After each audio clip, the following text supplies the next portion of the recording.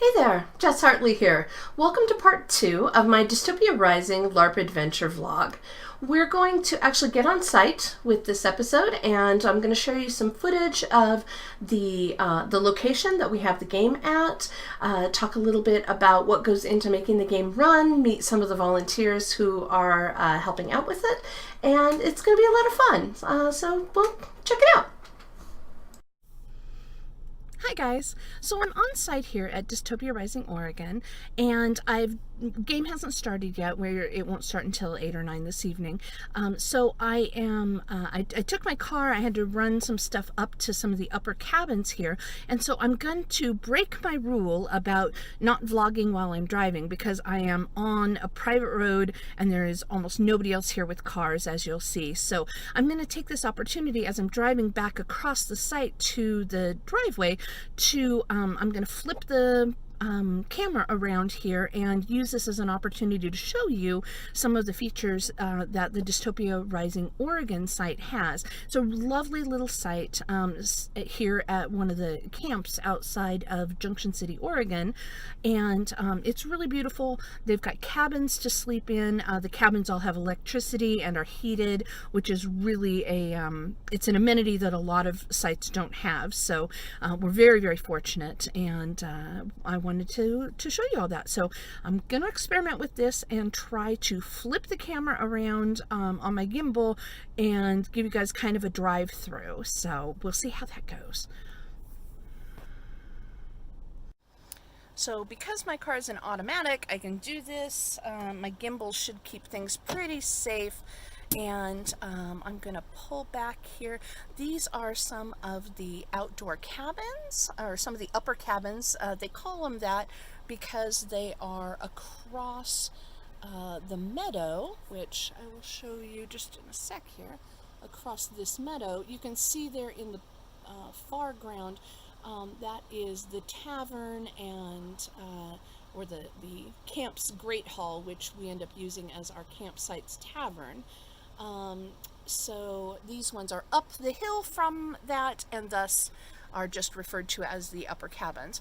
And there's about 6 of these. They each have bunk beds in them that hold, I think there's 4 to 6 sets of bunk beds in each one, so they'll hold 8 to 12 people. As I said, they're all lit with electricity and have heat, which is absolutely wonderful. There are no restrooms up here, but there is down, I'm going to twirl around here, down at the bathhouse, which I hope I'm pointing out because I can't see the screen, there are showers and restrooms, and so if you're needing that, it's just a very short walk. Can be a little dangerous when game's on and there's monsters and that kind of thing, but well worth it to stay in an area that is comfortable and heated.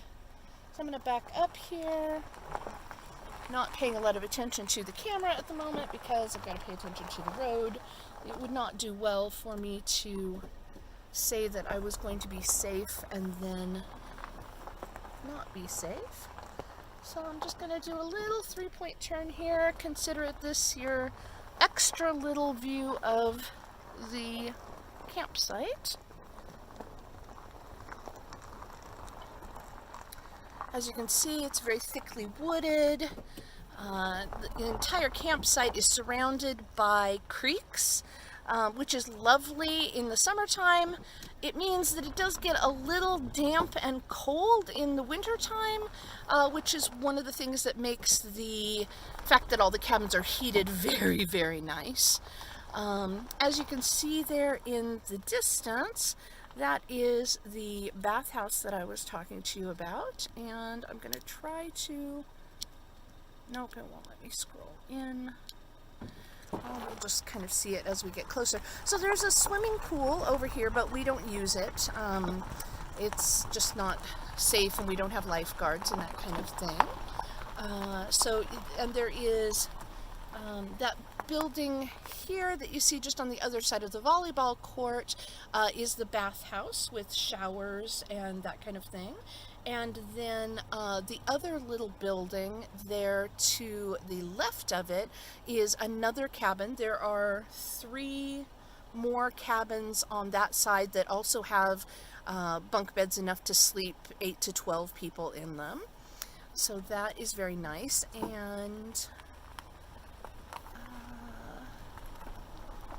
this is very, very cool. This trading post that you'll see down here is not a space that we use in game, but sometimes we hold little meetings on the porch, which is very, very nice. That's the trading post off to the right there. And we are approaching the tavern kind of from the back door. It has a full industrial kitchen, which is just fantastic. Sometimes people run meal plans or use it to make food to sell, which is fantastic. And there is one of my friends. There's a couple of my friends.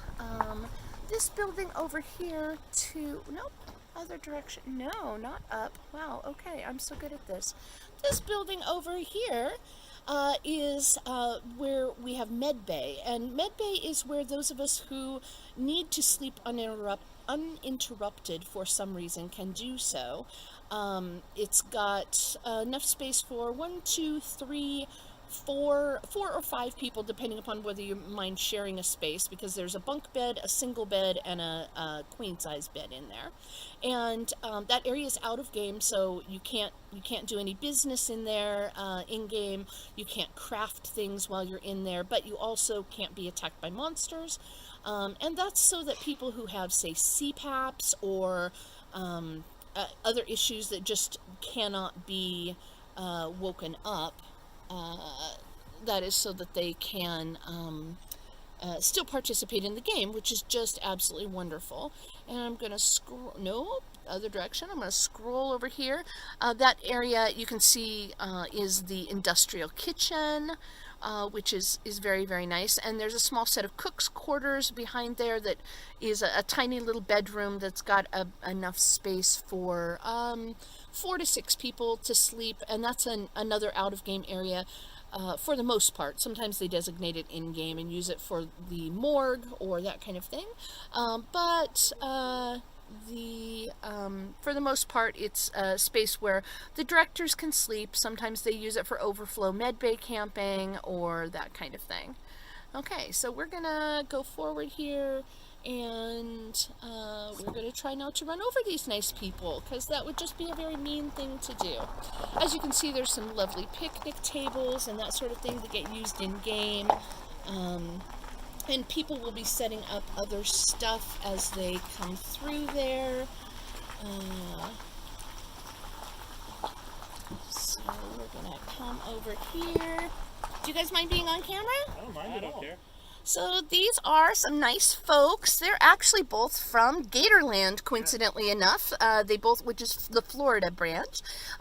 This is Ryan and Twy, and they are out here. This is their first game here in Dystopia Rising, Oregon, and Twy's going to be playing an NPC all weekend before he brings his regular character in, and Ryan's going to be bringing in a new, or a character that is new to our game, that is a retrograde Sawbones.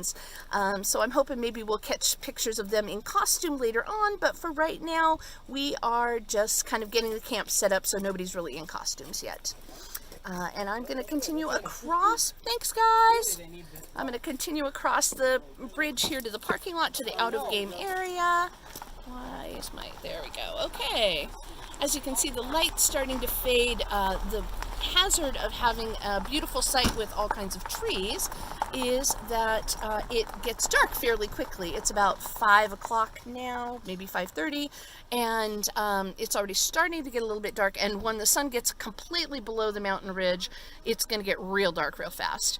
You can see over there in the distance, there is an amazing little yurt. It's actually much bigger than it looks. It's about probably 16 to 20 feet across, and that is where we have NPC land. Some branches call that Monster Camp, and that is where all of the costuming and makeup and folks who are running the mods for other people kind of base out of. It is where you go to report for NPC shift. If you saw my first vlog on the Dystopia Rising Washington visit that I did earlier, you'll remember that that we each do our own little our own 4-hour shift as NPCs. There is another little kind of covered area out there. Sometimes they use that for mods. Sometimes it's used for in-game stuff.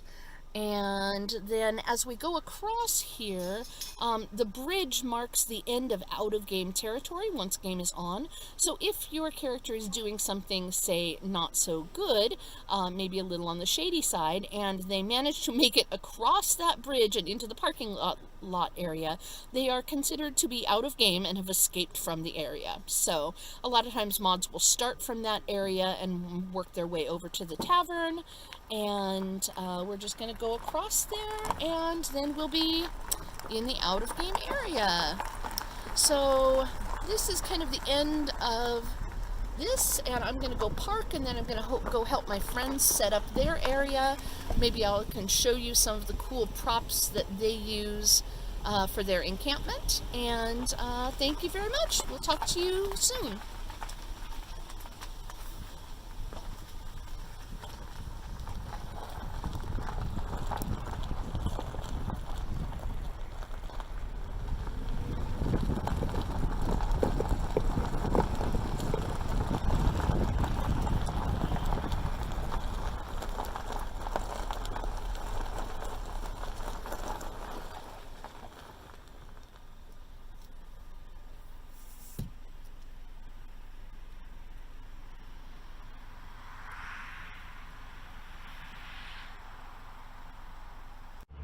Hi guys, so as you can see, it's starting to get dark here. I'm going to walk onto site now that I've parked my car and start helping folks set up stuff. There's a lot of setup that's necessary to run a game like this, and it only gets done because we've got so many amazing volunteers. People come out hours before the game starts and start setting up areas that are going to be used for communal use and that sort of thing.